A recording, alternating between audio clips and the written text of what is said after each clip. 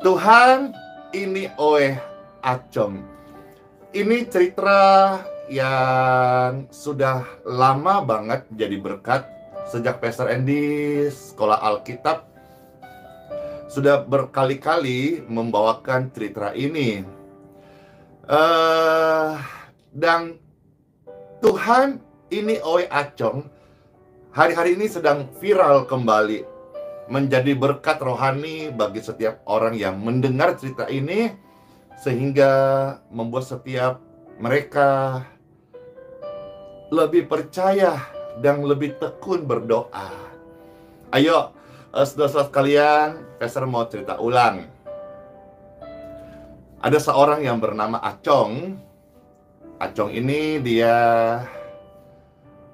tidak pandai berdoa, tidak fasih berkata-kata, tapi setiap hari dia lewati gereja dan dia berdiri sebentar depan gereja sambil mengucapkan kalimat ini, Tuhan, ini Oe Acong.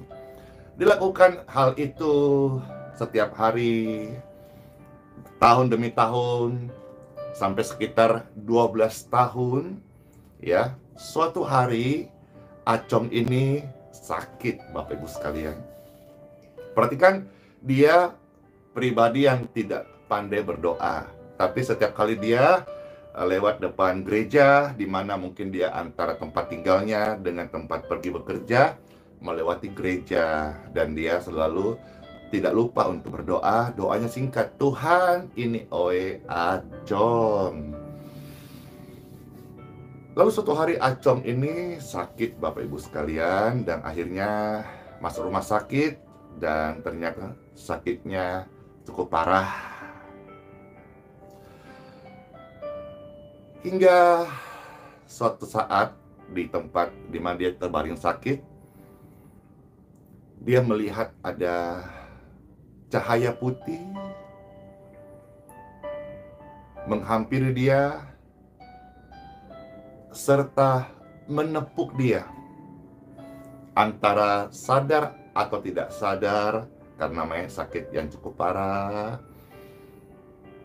dia mendengar suara yang ngomong gini, Acong, ini Oe. Seketika itu juga berlalu, cahaya itu hilang, Acong tersadar, dia bangun, dan akhirnya dia duduk, dia kuat, dia berdiri, dan dia minta infus selang-selang itu dilepas. Dia sebetulnya mau berjalan untuk menggapai atau mencari dari mana sumber cahaya itu.